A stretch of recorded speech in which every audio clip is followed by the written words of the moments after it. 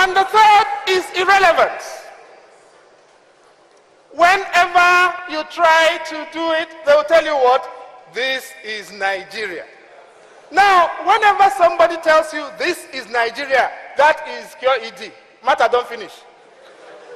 It says you must tolerate it, you must cope. You can't do jack about it. That is how indignation has been killed. Everything has a justification.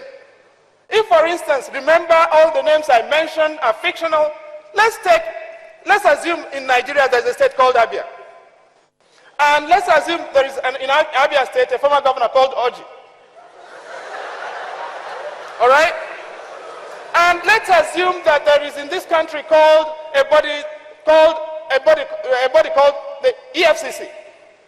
And this EFCC is prosecuting this former governor called Oji. Now, the first thing I will hear is somebody from Abia or Imo State telling me, why are they not prosecuting people from a state called, let's say, Katsina? Because, after all, they stole the money of, let's say, a people called Igbo. And what business of them is it? And that is the way we've reduced the country to. But if I cannot apply rules to my people, why should I apply it to you or to your people? Rule fundamentalism for me is the first basis of a country that works. And we've given up on the need for rules in our country. We no longer believe rules are important. Rules are out-of-body experiences that happen to other people. They shouldn't happen to us. You know, I can apply rule to you because I don't know you. I can apply rule to Yemi, maybe we don't go to the same church. I can apply rule to Mahmoud, he's not a traditional worshipper. I can't apply rules to my people. And that is endangering all of us. And when that happens, they will tell you, this is Nigeria. And because of that, finally, the fourth way in which we telegraph our problems with impunity, there is God. Oh. And there is God. God is for all of us. Everything is attributed to God or blamed on him. But we forget that it was the God that gave us brains, gray matter in between our ears to process stuff and do what? Do stuff with it. He gave us one mouth, two lips, two hands, two legs, a torso that works. Everything in the body is made in twos. The only thing that is one is the mouth and the alimentary canal, and the other thing that is at the back of it. Right? Because it goes and comes out, so that the good Lord made us capable of feeding this one thing with all the two things he gave us. But we don't want to know that. Instead of honoring that, what have we chosen to do? We burden the good Lord with those things for which he's made us responsible. And therefore, on this day, I have an appeal. The next time somebody tells you God will save Nigeria, tell the person God has done enough Nigeria, it is time, enough for Nigeria, it is now time for Nigerians who are prepared to save God. I'm sorry to say this in a church, but that is my obligation. I know I'm sick and tired of Nigerians who are looking for God to save Nigeria. I now want Nigerians who are prepared to save God. And if we're going to do that, we need, because people will say, oh, they always criticize. Just a few basic things. We're a very religious country without God. We need to do less religion and more God.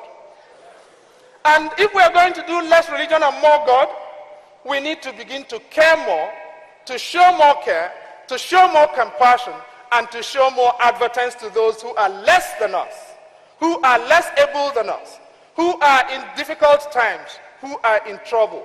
That means we've got to unite and support our communities who are suffering in northeast Nigeria, in southern Kaduna, in Plateau, in Nasarawa, in all the places where there are problems. We've got to unite. We united around Ebola, we can unite again to fight common enemies. As a lawyer, I shouldn't be saying this. I believe in access to courts and access to justice. But that has become our problem. So as a lawyer, I continue to believe in access to courts and justice. As a Nigerian citizen, I now like to preach and advocate for exit from courts. You shouldn't just go into court, you should be able to leave court. One of the biggest, best-known cases from Nigeria is the case of Mojeku and Mojeku. It's about a woman who was disinherited by her in-laws after her husband died. That case took 31 years to get to the Court of Appeal.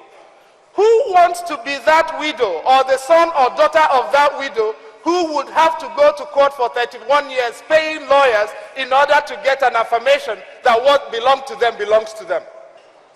You want to be? I don't. And that country that would watch a widow litigate for 41 years for what their husband left for them and the children is not a fair country. We can change it. We can change it by making sure all the judges do their thing, all the lawyers behave properly. We need a bar association that can police its rules. We need a bar association that can strike lawyers off the rolls because they are keeping poor people in court unnecessarily. I have represented people in this country who were in jail for 21 years without being convicted, without seeing the halls of a court for one day. A country that makes it possible for somebody to stay in jail for 21 years, or 10 years, or 12 years, without seeing the halls of a court for one day needs work. And we've got to care about those people.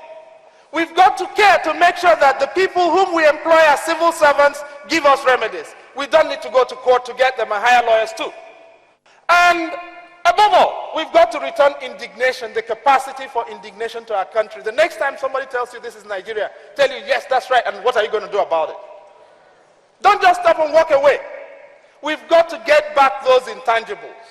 And that's why I'm so happy that in this week's National Honors, the people who were celebrating, all the newspapers were not celebrating the governors, many of whom have court injunctions still restraining the law enforcement agencies from investigating them. We were not celebrating the contractors, many of whom have cases against them in court. We were celebrating what? The road traffic warden, who has done what? Who makes people happy and keeps a smile on the face when he's doing his job. We were celebrating the blind man, 78-year-old, who gave us our national flag. We were celebrating who? The taxi driver who returned money that would have made him a multimillionaire several times over. That is the country we want to build.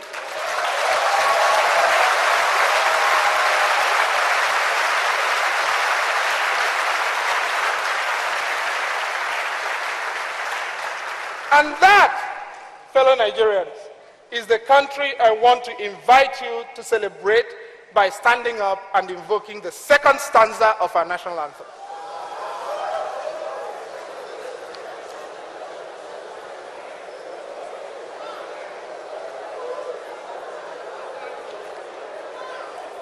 It's a test. Show me that you know it.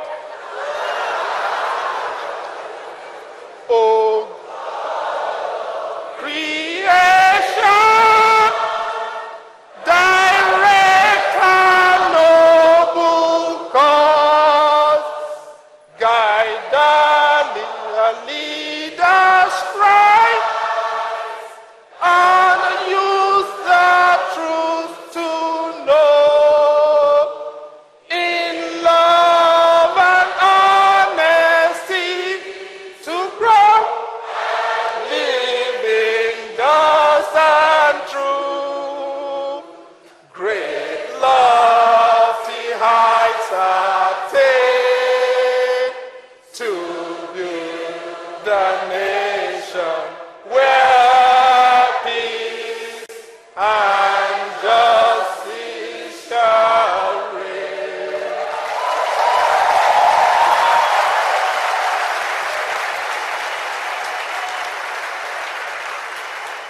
May God bless you. May God bless Nigeria. May God bless our young people. Thank you.